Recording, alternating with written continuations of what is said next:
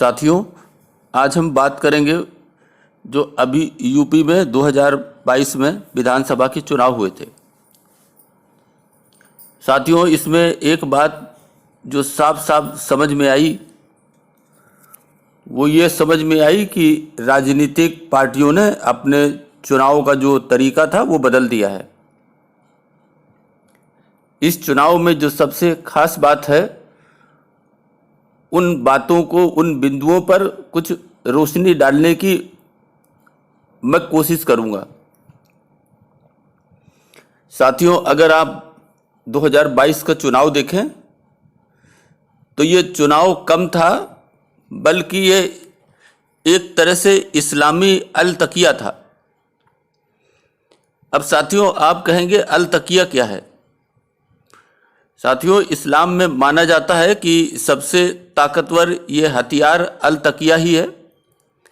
इसने इस्लाम के प्रचार प्रसार में जितना योगदान दिया है, उतना इनकी सैकड़ों हजारों जिहादियों की जो टोलियां हैं, उनकी जो सेनाएं हैं, वो भी नहीं कर पाई। अल तकिया के अनुसार कहते हैं कि यदि इस्लाम के प्रचार प्रसार अथवा बचाव के लिए किसी भी प्रकार का झूठ हो, धोखा हो, द्वेष हो, अपने वादे से मुकर जाना हो, काफिरों का विश्वास जीतना हो, उनको घात लगाकर पीछे से हमला करना हो, यहाँ तक कि आप कुरान की झूठी कस्में भी इसलिए खा सकते हैं। ये सब कुरान और हदीसों के आईने में ये सब स्वीकृत है, मान्य है। यहाँ तक कि कहते हैं कि ये अल्लाह का फरमान भी कुछ ऐसा ही है।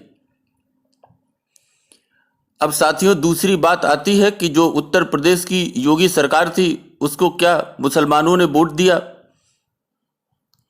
हम ये भी कह सकते हैं कि उत्तर प्रदेश की जो योगी सरकार थी, जो भाजपा थी, क्या उसको भरोसा था, विश्वास था कि मुसलमान उसको वोट देंगे?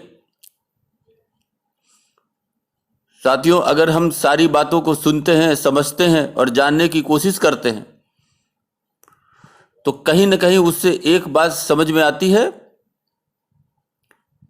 कि उत्तर प्रदेश में भाजपा को या योगी सरकार को मुसलमानों ने वोट नहीं दिया। अर्थात हम कह सकते हैं कि अधिकांश मुसलमानों ने वोट नहीं दिया। केवल उन्हीं मुसलमानों ने वोट दिया जो अमन पसंद थे, उनकी संख्या ना के बराबर थी।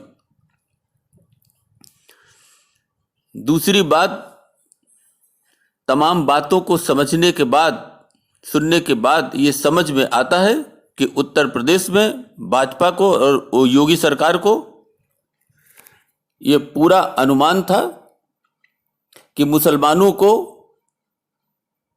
जो फरमान सुनाया जाएगा, उनके जो मजहब के लोग हैं, उनके जो मौलाना हैं, उसके अनुसार भारतीय जनता पार्टी को या योगी सरकार को मुसलमानों का वोट नहीं मिलने वाला।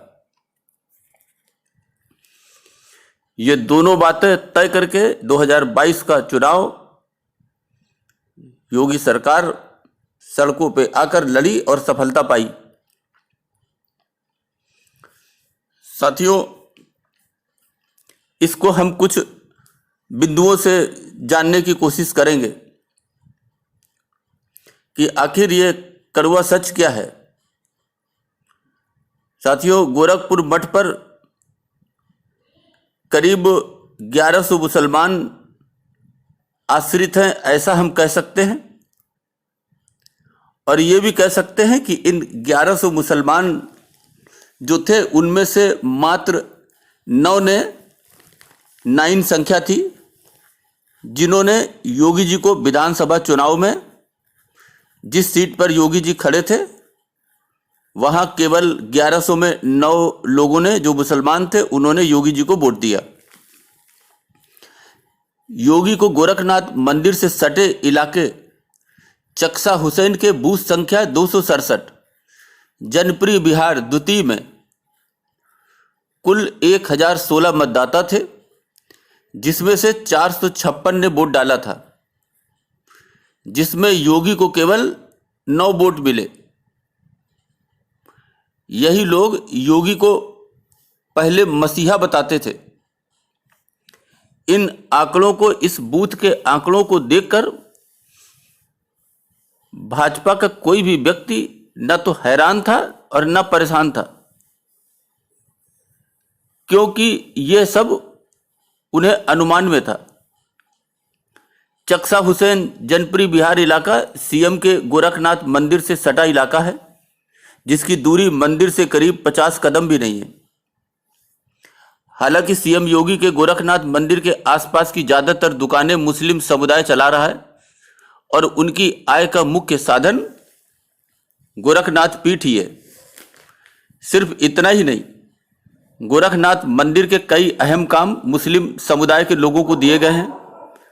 यहां तक कि मंदिर और उससे जुड़े भवनों के जो कंस्ट्रक्शन का काम है वो भी एक अल्पसंख्यक समुदाय के शख्स के लोग ही देखते हैं। अक्सर जब गोरखनाथ मंदिर के आसपास के मुस्लिम बहुल इलाकों में मीडिया जाता था तो यहां सीएम योगी की काफी तारीफ भी की जाती थी, आपने देखा होगा, और उनके तमाम काम गिनवाए जाते थे। लेकिन अब जब बोर्ड का हिसाब किताब हुआ तो हकीकत कुछ और ही थी। साथियों, जिसे देखकर जो बीजेपी की स्थानीय इकाई थी वो भी न तो हैरान थी न तो परेशान थी, क्योंकि इन सब बातों का उसे अनुमान था। देखते देखते वो इन बातों के अभ्यस्त हो गए थे। साथियों, जो भारत में शरीयत के शासन को स्थापित करने का वायदा करेगा उसी दल को वोट देने का फरमान मस्जिदों से अक्सर होता रहता है। व्यवहार में भी देखा गया है कि अधिकांश मुस्लिम मस्जिदों के फरमान को ही पालन करते हैं। इसलिए ऐसे लोगों के वोट के लालच में इनका तुष्टीकरण इस्लामी अलतकिया देश के लिए घातक होगा। साथियों, बाबा अच्छी तरह जानते थे कि मुसलमानों का वोट कहां जाएगा, इसलिए वोट के लालच में उन्होंने मुस्लिमों का गलत तरीके का मजहबी बातों पर तुष्टीकरण और वोटों का आसरा भी छोड़ दिया था। अधिकांश मुस्लिमों ने भी खुलकर मजहबी आधार पर एकजुट होकर एक पार्टी को वोट किया। वोट 80 और 20 में बट गया। बाबा की सरकार सामने है। साथियों, यही लोकतंत्र है, जिसकी जहां संख्या ज्यादा उसी का विधायक होगा और उसी का सांसद होगा, और जिसके आधे से ज्यादा विधायक और सांसद होंगे उसी दल की, उसी पार्टी की सरकार भी बनेगी। साथियों, यही सच है जिसका प्रयोग पहले चोरी चोरी छिपकर ये जो हमारे राजनीतिक दल हैं ये किया करते थे। लेकिन इस बार देखा गया